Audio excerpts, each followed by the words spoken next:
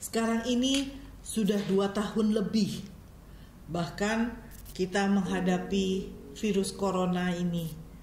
Masa pandemi ini sudah 2 tahun lebih kita alami. Kita mengalami masa-masa yang mulai berubah dibandingkan zaman dulu, yang semuanya serba biasa, tetapi sekarang mau tidak mau semuanya berubah. Mulai dari anak-anak yang tadinya orang tua bangun pagi-pagi untuk menyiapkan bekal sekolah, sekarang tidak lagi karena anak-anak bersekolah dari rumah. Kemudian ada juga bapak-bapak yang bekerja, biasanya ke kantor pagi-pagi sudah berangkat, sekarang tidak lagi. Anak-anak yang biasa pagi-pagi kita antar ke sekolah, kita harus buru-buru sebelum macet, sebelum telat, sebelum terlambat mereka ke sekolah, sekarang tidak lagi. Tapi repotnya ada lagi, karena bersekolah dari rumah, ibu-ibu biasanya setelah mengantarkan anak-anaknya ke sekolah tidak terlalu repot, bisa ada me time. Tapi sekarang tidak bisa, karena anak-anak sekolah dari rumah. Sekolah dari rumah sedikit-sedikit, "Ma, lapar. Ma, makan." Ada aja yang diteriakan oleh anak-anak kita. Atau, "Ma, tolong ambilin buku. Ma, mau minum." Atau apapun. Mereka pasti ada, "Ma ini, ma tolong ini, ma tolong itu." Repotnya makin bertambah sekarang ini. Banyak banget yang terjadi di masa-masa sekarang ini. Belum lagi bapak-bapak yang bekerja, biasanya pagi-pagi udah jalan, tapi sekarang work from home, bekerja dari rumah. Kemudian tadinya kami ini sekeluarga suka ke bioskop. Kami suka refreshing untuk sama-sama nonton. Nonton biasanya sama-sama rame-rame, duduknya berderetan. Sekarang nggak bisa lagi. Sekarang harus ada batas 2-0 gitu. Tidak bisa saling berdempetan berempat. Semuanya semakin berubah. Mau jalan-jalan, mau kemana, keluar kota kah, keluar negeri, kita harus dicolok, harus mau dicolok-colok. Hidung kita kah, mulut kita kah, harus mau yang namanya PCR, harus mau yang namanya swab. Karena kalau nggak melakukan hal itu, kita tidak bisa keluar kota atau keluar negeri. Itu yang harus kita alami. Sebelumnya kita kalau anak-anak sekolah terus ada bilang, "Ma, nanti ada libur nih tanggal segini sampai segini." Kita senang bukan main. Karena apa? Pada saat anak-anak berlibur, kita sudah merencanakan, wah kita harus berekreasi nih, bisa berekreasi. Sekarang untuk berekreasi itu terlihat mulai sulit. Karena apa? Jadwal libur anak yang berubah lah gitu. Ataupun untuk pergi berlibur itu sekarang ini memang kelihatannya rada lebih susah dibandingkan dulu. Dulu dengan santainya kita bisa berlibur kapanpun kita mau. Bukan cuma itu saja. Bahkan sekarang ini yang namanya beribadah kepada Tuhan, yang namanya kita kalau hari Minggu harus ke gereja, kita sama-sama pergi ke gereja, memuji Tuhan, menyembah Tuhan. Tapi sekarang ini nggak bisa lagi. Kita dibatasi ke gereja, nggak bisa seramai-ramai seperti dulu. Sekarang dibatasin 50%.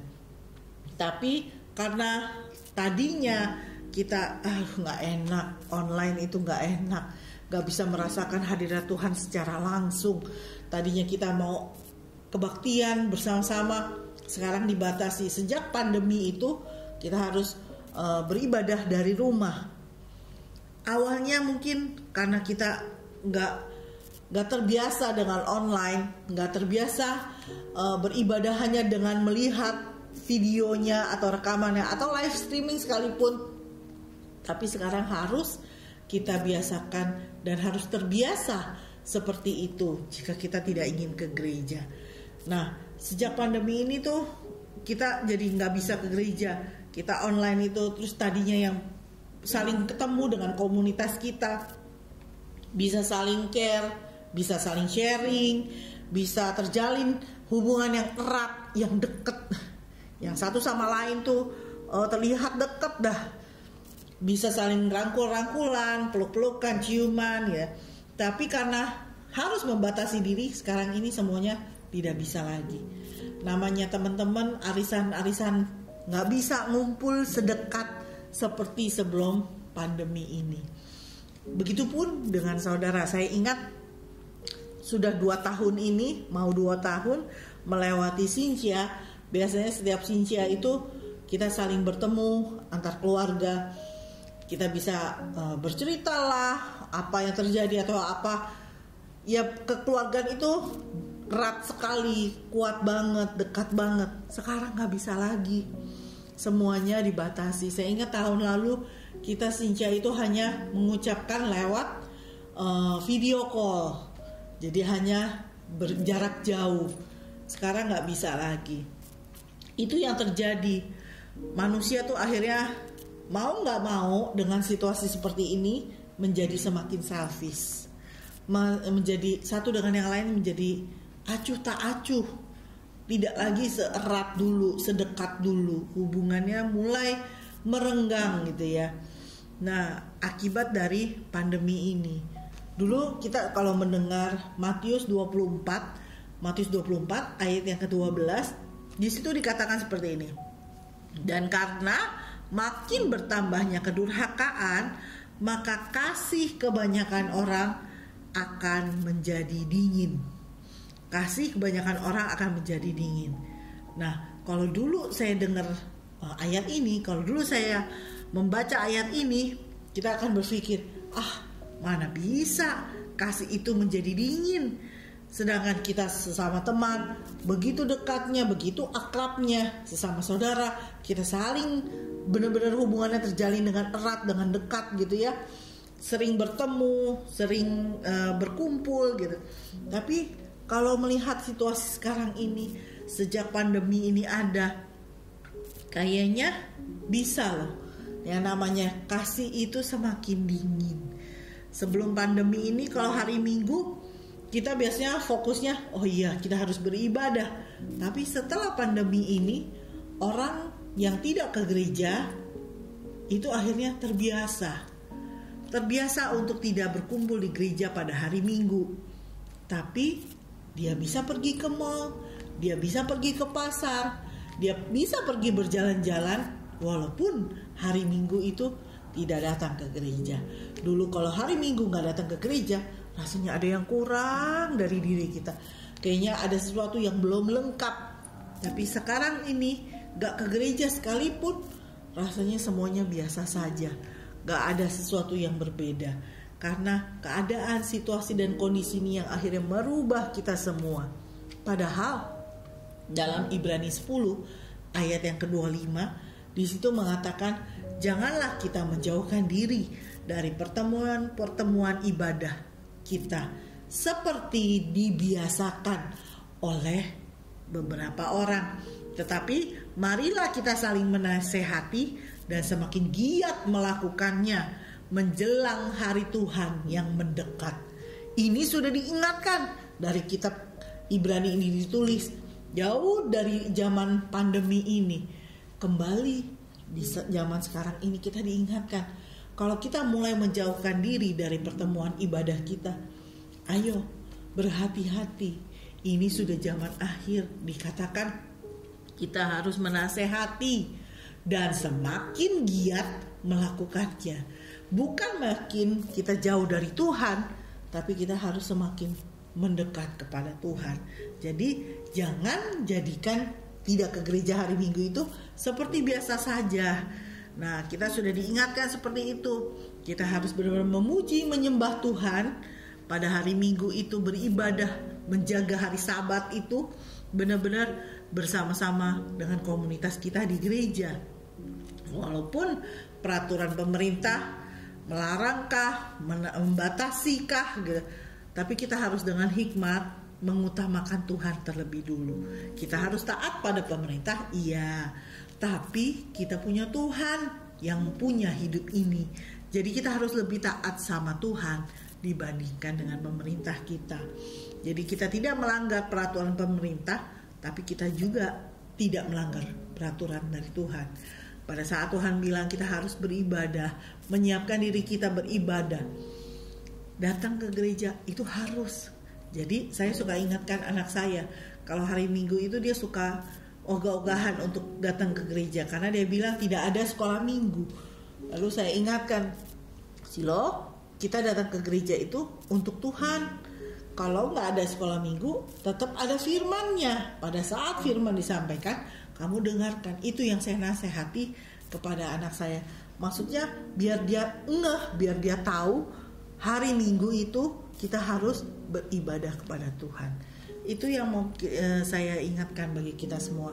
Jadi tadi yang di Matius 24 ayat yang ke-12, di situ dikatakan kasih itu akan semakin dingin.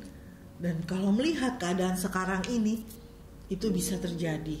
Bukan saja semakin dingin, kalau makin dingin akhirnya menjadi hambar dan kemudian bisa hilang. Dulu saya suka berpikir, kalau orang yang dekat sama Tuhan itu mana mungkin sih kasihnya bisa hilang. Tapi kalau kita melihat seperti ini, kalau orang itu tidak mengasah kedekatannya dengan Tuhan, lama-lama kasih itu bisa hilang.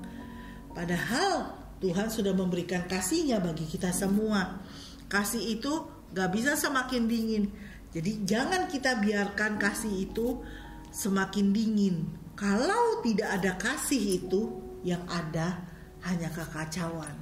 Yang ada hanya perselisihan, pertikaian, dan teman-temannya itu. Semua kekacauan, semua yang tidak damai itu pasti ada kalau tidak ada kasih itu. Tapi jika kasih itu ada, dia membawa damai sejahtera bagi kita semua. Dan jika kasih itu ada, sukacita kita akan terus limpah, mengalir terus dalam kehidupan kita. Bahkan dikatakan kasih itu menutupi banyak pelanggaran. Kasih itu menutupi banyak dosa. Seperti dalam Amsal 10 ayat yang ke-12 dikatakan seperti ini. Kebencian menimbulkan pertengkaran, tetapi kasih menutupi segala pelanggaran. Dan dalam Perjanjian Baru juga ada ayat yang mengingatkan kita di 1 Petrus 4 ayat yang ke-8b. Di situ dikatakan seperti ini. Di bagian akhirnya ada dibilang kasih menutupi banyak sekali dosa. Jadi kita harus benar-benar punya kasih itu. Jadi tema saya kali ini adalah kasih yang abadi. Bagaimana supaya kita bisa memiliki kasih yang abadi itu selama kita hidup ini di atas muka bumi ini? Saya lihat ada 3 pelajaran yang bisa kita ambil, yang bisa kita kerjakan dalam kehidupan kita ini. Dalam hari lepas hari kita bisa menjaga kasih itu. Kasih itu menjadi milik kita dan tetap ada dalam kehidupan kita. Sama-sama mari kita lihat dalam 1 Korintus pasal yang ke-13. 1 Korintus pasal 13 ayat yang pertama sampai yang ke-13. Saya bacakan bagi kita semua seperti ini. Sekalipun aku dapat berkata-kata dengan semua bahasa manusia dan bahasa malaikat, tetapi jika aku tidak mempunyai kasih, aku sama dengan gong yang berkumandang dan canang yang gemerincing. Sekalipun aku mempunyai karunia untuk bernubuat dan aku mengetahui segala rahasia dan memiliki seluruh pengetahuan, dan sekalipun aku memiliki iman yang sempurna untuk memindahkan gunung, tetapi jika aku tidak mempunyai kasih, aku sama sekali tidak berguna. Ayat yang ketiga, dan sekalipun aku membagi-bagikan segala sesuatu yang ada padaku, bahkan menyerahkan tubuhku untuk dibakar, tetapi jika aku tidak mempunyai kasih, sedikit pun tidak ada faedahnya bagiku. Kasih itu sabar, kasih itu murah hati, ia tidak cemburu, ia tidak memegahkan diri dan tidak sombong, ia tidak melakukan yang tidak sopan dan tidak mencari keuntungan diri sendiri. Ia tidak pemarah, tidak menyimpan kesalahan orang lain. Ia tidak bersuka cita karena ketidakadilan, tetapi karena kebenaran. Ia menutupi segala sesuatu, percaya segala sesuatu, mengharapkan segala sesuatu, sabar menanggung segala sesuatu. Kasih itu tidak berkesudahan. Nubuat akan berakhir, bahasa roh akan berhenti, pengetahuan akan lenyap, sebab pengetahuan kita itu tidak lengkap dan nubuat kita tidak sempurna. Tetapi jika yang sempurna tiba, maka yang tidak sempurna itu akan lenyap. Ketika aku kanak-kanak, aku berkata-kata seperti kanak-kanak. Sekarang sesudah aku menjadi dewasa, aku meninggalkan sifat kanak-kanak itu. Karena sekarang kita melihat dalam cermin suatu gambaran yang samar-samar, tetapi nanti kita akan melihat muka dengan muka.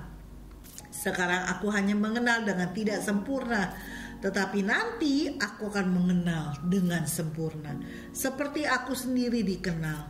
Demikianlah tinggal ketiga hal ini: iman, pengharapan, dan kasih.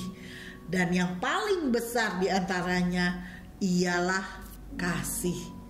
Itu isi dari 1 Korintus 13 ayat 1 sampai yang ke-13. Di sini kita melihat jemaat di Korintus itu bisa dikatakan jemaat yang paling kritis. Kenapa saya katakan seperti itu? Karena dalam jemaat ini tuh banyak masalah. Paling aktif gitu jemaatnya untuk bereaksi terhadap ajaran Rasul Paulus. Nah, lewat surat Rasul Paulus yang diberikan kepada mereka, ada saja reaksi dari mereka. Pada pasal yang ke-12, Rasul Paulus tuh memberikan bukti kepada jemaat di Korintus itu mengenai tidak adanya kasih di dalam jemaat itu. Di sana tuh dikatakan penggunaan karunia-karunia roh itu di pasal yang ke-12, dan di pasal yang ke-13 itu dia mendefinisikan kasih yang sesungguhnya. Itulah surat Rasul Paulus yang menjelaskan kepada jemaat-jemaat di Korintus karena pertanyaan-pertanyaan mereka. Nah, jadi melalui 1 Korintus 13 ayat 1 sampai 13 ini kita bisa melihat ada pelajaran yang bisa kita ambil di sini. Memiliki kasih yang abadi itu bisa tetap ada dalam diri kita, yaitu yang pertama. Kita lihat di ayat yang pertama sampai yang ketiga. Di situ dikatakan, sekalipun aku dapat berkata-kata dengan semua bahasa manusia dan bahasa malaikat, tetapi jika aku tidak mempunyai kasih, aku sama dengan gong yang berkumandang dan canang yang gemerincing.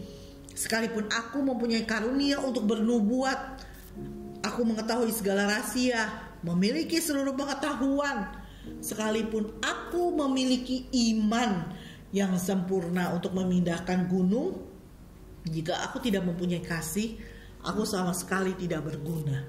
Dan dikatakan sekalipun aku membagi-bagikan segala sesuatu yang ada padaku, bahkan menyerahkan tubuhku ini untuk dibakar, tetapi kalau aku tidak mempunyai kasih, sedikit pun tidak ada faedahnya, dikatakan seperti itu. Jadi kita melihat ini, seandainya kita seorang yang pintar untuk mengkomunikasikan dengan manusia kah, bahkan dengan malaikat sekalipun kita bisa berkomunikasi, sekalipun kita berkomunikasi dengan baik, tapi kasih itu tidak ada, dikatakan kita cuma seperti gong yang berkumandang dan canang yang gemerincing. Nihil, hasilnya tidak ada, hasilnya nol gitu ya. Seandainya kita bisa menjadi hamba Tuhan yang memakai karunia untuk bernubuatkah, atau kita bisa mengetahui segala sesuatu yang rahasia sekalipun gitu, bisa dapat hikmat dari Tuhan, itu gak berguna kalau tidak ada kasih itu. Sebagai pengikut Kristus, pengikut Yesus yang setia, kita bisa melakukan banyak mujizat dalam hidup ini. Kita bisa melakukan banyak hal, bahkan kita bisa memberikan diri kita ini untuk dibakar, menjadi martir untuk Tuhan sekalipun. Tapi kalau di dalam diri kita nggak ada kasih, maka dikatakan kita nggak berguna, tidak berguna, tidak ada hasilnya sama sekali. Jadi kasih itu sangat penting. Kasih itu benar-benar penting dalam kehidupan kita. Karena kasih itu, maka kita ini ditebus. Karena kasih itu, Yesus turun ke dunia untuk menebus kita semua. Jika kita hidup di bumi ini, yang kita jalani semuanya terasa berat, terasa hidup saya seperti disakiti, terus terasa berat banget, bebannya terasa begitu berat, hidup seperti tertindas gitu, bahkan kita dikecewakan sekalipun. Jangan jadikan kehidupan ini sebagai suatu beban, tapi kita harus menjalani kehidupan ini dengan kasih yang Tuhan Yesus berikan bagi kita semua. Nah, ada sebuah cerita nih. Ada seorang anak laki-laki, badannya kurus, badannya tidak gemuk gitu ya, kurus bahkan cenderung. Nah, dia lagi berjalan, kemudian dia menggendong seseorang di punggungnya, di pundaknya gitu, di belakang. Pada saat ia melewati satu jalan yang ramai dengan orang banyak gitu, dia dengan tergopoh-gopoh menggendong seorangnya ini. Waktu dia jalan itu, tiba-tiba orang banyak itu melihat dan menyapa anak ini. Mau kemana nak? Gitu. Kelihatan berat kali itu bebanmu. Gitu. Dikatakan seperti itu. Berat kali bebanmu itu nak. Karena mereka melihat kalau anak laki-laki itu menggendong, badannya itu sampai melengkung. Jadi karena berat badannya sampai melengkung. Terus lalu anak ini menjawab, ini adik saya, kakinya sedang sakit, makanya saya bopong, dikatakan seperti itu. Terus dia bukan beban, dia adik saya. Dari cerita ini kita melihat ada suatu perbuatan yang sepertinya dipandang sebagai beban, berat gitu ya. Tapi ternyata tidak bagi orang yang memandang perbuatan itu dari sudut pandang yang berbeda. Dia melakukan hal itu, menggendong anak itu karena kasihnya kepada adiknya itu. Kaki adiknya sedang sakit, makanya dia gendong adiknya itu. Itulah kekuatan yang terbesar dikatakan. Hidup itu, kekuatan terbesar dalam hidup itu yaitu kasih. Jika kita memandang segala sesuatu dengan kasih, cara pandang seseorang itu bisa berbeda jauh dari apa yang kita pikirkan jika melakukannya dengan kasih. Misalnya nih, ada saat kita merawat suami kah, istri, atau anak atau orang tua, atau ada anggota keluarga yang sedang kita rawat, yang sedang sakit, itu bukan suatu beban. Jika kita melakukannya itu menggunakan kasih, kita melakukannya menggunakan kasih itu. Atau saat kita mendampingi anak kita belajar, membimbing dia dalam belajar supaya dia benar-benar mengerti. Gak ngerti-ngerti juga, sabar. Lakukan semua itu bukan sebagai beban, tapi sebagai dengan kasih itu. Maka akan berbeda. Kemudian saat kita misalnya disuruh mengantar orang tua atau siapapun gitu, kita harus ngantar berobat kah atau kemana gitu. Jangan jadikan itu sebagai sebuah beban. Lakukan semua itu dengan kasih. Saat kita mengerjakan pekerjaan kantor yang numpuk banget, banyak banget, atau saat kita mengerjakan tugas kuliah kita yang deadline-nya sudah dekat, semuanya menumpuk gitu. Tapi itu harus kita kerjakan bukan sebagai beban, tetapi dengan kasih itu. Maka akan berbeda semuanya. Saat ibu-ibu nih merapikan rumah, ngepel, nyapu, membersihkan semua perabotan, lap kaca kah atau apapun yang kita lakukan sebagai ibu rumah tangga, jangan jadikan itu sebagai beban. Tapi lakukan semua itu dengan kasih. Jadi ayo kita kerjakan segala sesuatu bukan sebagai beban, tetapi lakukan semuanya itu dengan kasih. Maka akan terasa berbeda akan terasa lebih ringan. Jadi pelajaran pertama yang saya mau kasih buat kita semua saat ini, kasih abadi itu akan tetap ada dalam diri kita. Maka kita harus menjalani kehidupan ini dengan kasih. Kita harus selalu ingat kalau Yesus itu udah berkorban bagi kita semua. Dia lahir ke dunia menjadi manusia. Dia serahkan dirinya untuk menggantikan kita semua, mengampuni salah dan dosa kita. Kasihnya sungguh tak ada yang dapat menggantikan. Kasihnya begitu besar bagi kita semua. Karena itu terus percaya pada Yesus, terus ikuti Dia sebagai Tuhan kita. Pegang terus Yesus dalam hidup kita. Bahkan kita harus mengenal Yesus itu dengan sungguh. Kenali Yesus itu lebih lagi dengan sungguh. Kemudian kita pakai kasih yang Tuhan bagikan bagi kita itu. Kasih itu terus kita gunakan untuk kita lakukan pada sesama. Gunakan kasih itu. Tidak peduli dari suku yang berbedakah, dari agama yang berbedakah. Kasihi mereka seperti Kristus mengasihi kita. Kita harus mengasihi mereka semua. Supaya apa? Kasihnya, kasih Tuhan kita yang ada dalam kita itu bisa melimpah, luber keluar, tetap ada sama diri kita, dan itu pun bisa kita bagikan bagi orang lain, sehingga orang lain bisa merasakan kasih itu yang ada dalam diri kita. Kasih abadi itu bisa terus ada dalam diri kita. Itu pelajaran pertama. Pelajaran yang kedua, kita lihat dari ayat yang keempat sampai ayat yang ke-8. Ayat 4 sampai ke-8 di situ mengatakan kasih itu sabar, kasih itu murah hati, tidak cemburu, tidak memegahkan diri, tidak sombong, tidak melakukan yang tidak sopan, tidak mencari keuntungan diri sendiri, tidak pemarah, tidak menyimpan kesalahan orang lain, tidak bersuka cita karena ketidakadilan, bersuka cita karena kebenaran, menutupi segala sesuatu. Kasih itu percaya segala sesuatu, kasih itu mengharapkan segala sesuatu, dan kasih itu sabar menanggung segala sesuatu. Kasih itu tidak berkesudahan. Itulah kasih. Nah, ada sebuah cerita. Ceritanya seperti ini.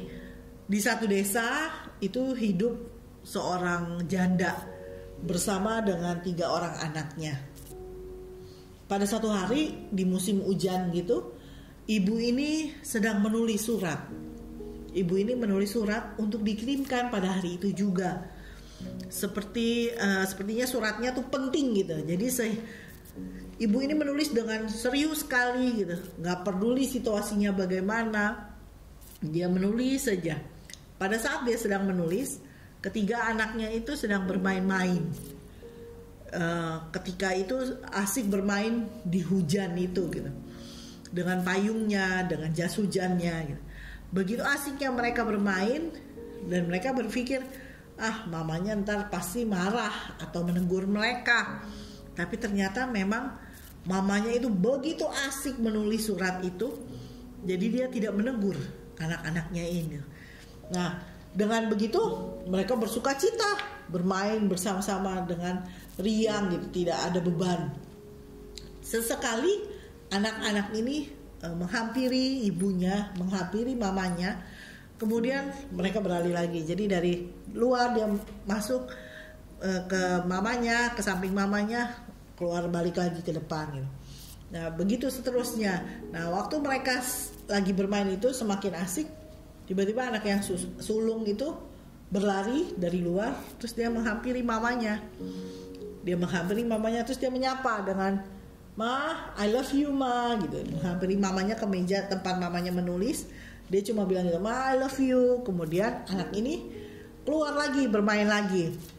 Nah, setelah itu anak yang kedua, sambil dia berlari-larian, dia mendekati mamanya juga. Dia menyapa mamanya, "Ma, sayang mama ya," gitu.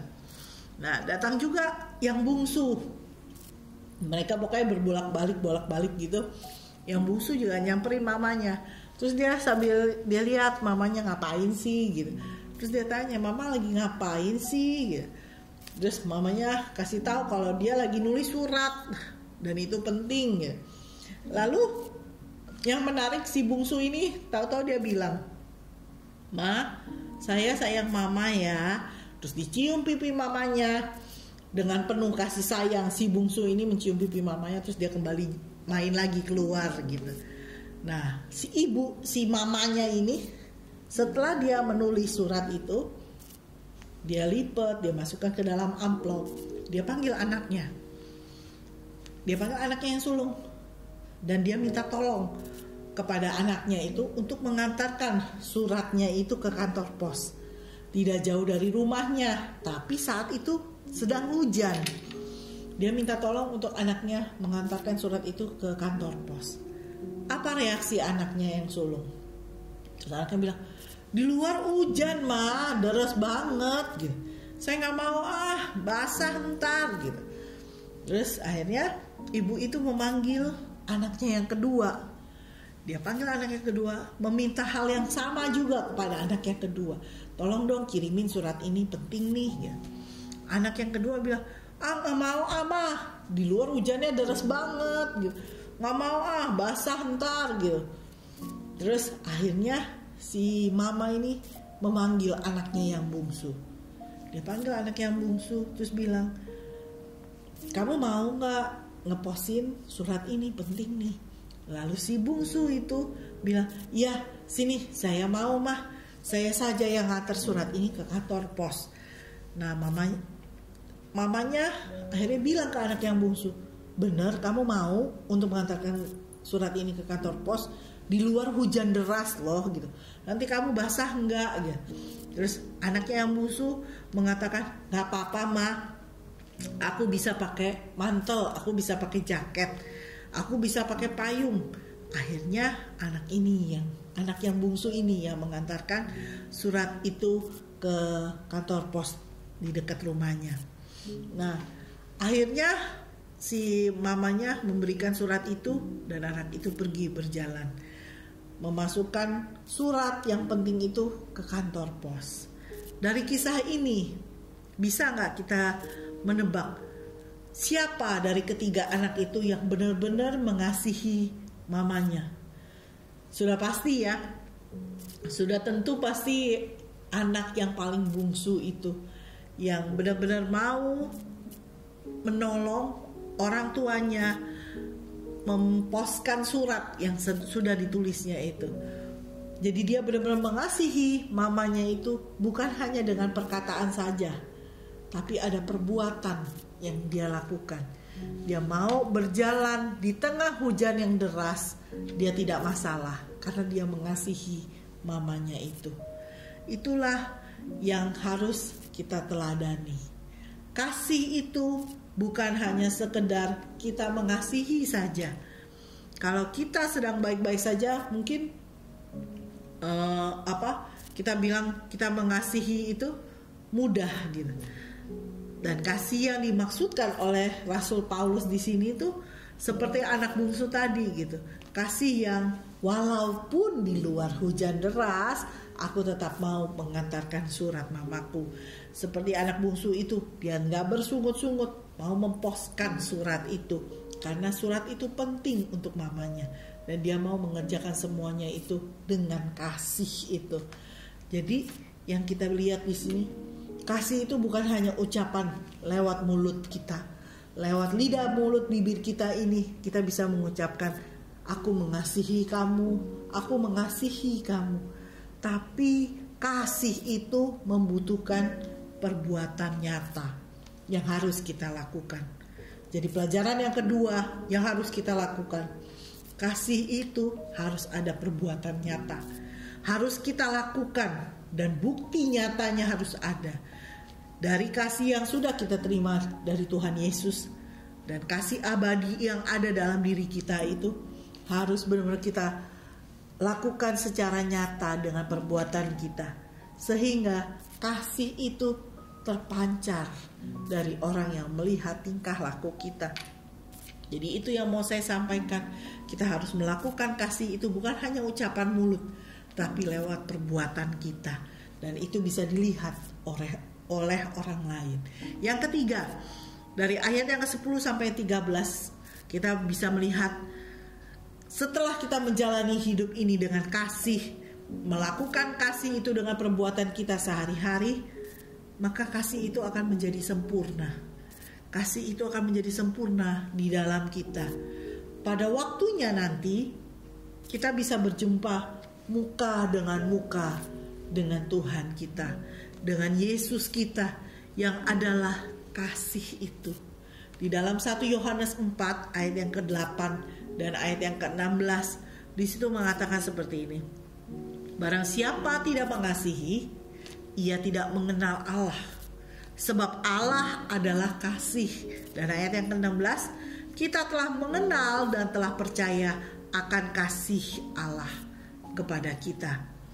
Allah adalah kasih, dan barang siapa tetap berada di dalam kasih, ia tetap berada di dalam Allah dan Allah di dalam dia. Allah yang adalah kasih itu akan bertemu dengan kita yang benar-benar sudah mau menjalankan kasih yang Tuhan berikan bagi kita itu dalam kehidupan ini. Dalam hidup kita menjalaninya dengan kasih, maka kita akan menjadi sempurna. Dikatakan kita akan menjadi sempurna, dan kasihnya itu akan sempurna di dalam diri kita. Di dalam 1 Korintus 13 ayat 13, di situ juga mengatakan demikian, tinggal ketiga hal ini: iman, pengharapan, dan kasih. Yang paling besar di antaranya ialah kasih. Jadi kita harus benar-benar hidup terus setia sama Tuhan. Iman kita terus kita bangun, bertumbuh. Pengharapan kita juga terus kita taruh pada Tuhan kita Yesus Kristus. Dan kita harus benar-benar jalani kehidupan ini itu dengan kasih. Maka kasih yang abadi itu akan terus ada dalam diri kita dan menjadi sempurna. Itu yang Tuhan mau, sehingga lewat hidup kita bisa menjadi terang dan garam bagi banyak orang. Lewat hidup kita menjadi kesaksian bagi banyak orang. Nama Tuhan yang dipermuliakan. Jadi pelajaran yang ketiga, jalani kehidupan ini dengan kasih. Ada perbuatan yang nyata dari kasih itu.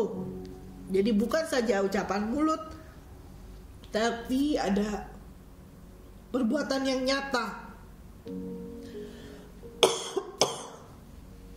dalam kehidupan kita yang bisa kita sampaikan, bisa kita bagikan bagi orang lain. Dan hidup kita ini akan menjadi berkat bagi banyak orang. Kerjakan firman Tuhan ini dalam kehidupan kita. Terus pakai kasih yang Tuhan berikan bagi kita. Bukan hanya dengan ucapan, tetapi lewat perbuatan kita. Kasih itu bisa disalurkan bagi banyak orang, dan orang bisa melihat kasih Yesus itu ada dalam kehidupan kita. Sehingga kasih abadi itu akan terus kita miliki sepanjang kita hidup di atas muka bumi ini, dan dapat dilihat oleh orang lain juga. Sehingga lewat hidup kita memuliakan nama Tuhan. Itu yang mau saya bagikan pada kesempatan kali ini. Semoga jadi berkat. Tuhan Yesus memberkati kita semua. Kita tundukkan kepala, kita datang pada Tuhan. Terima kasih Tuhan untuk firman-Mu. Biarlah firman-Mu ini Engkau meteraikan dalam setiap loh hati kami, sehingga kami bisa mengerjakan kasih abadi itu selalu ada dalam hidup kami.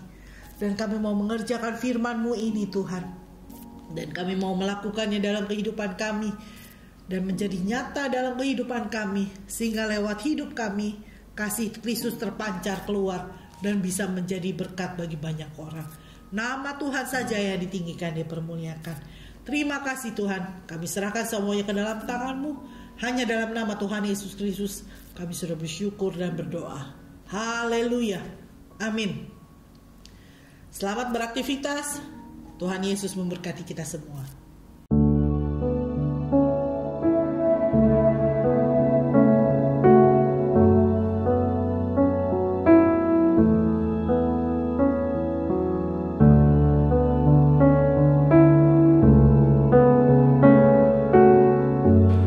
Bapak Ibu yang merasa diberkati dan ingin memberkati kami lebih lewat dana, dapat disalurkan melalui scan barcode berikut ini atau ditransfer melalui rekening yang ada di layar Bapak Ibu Saudara.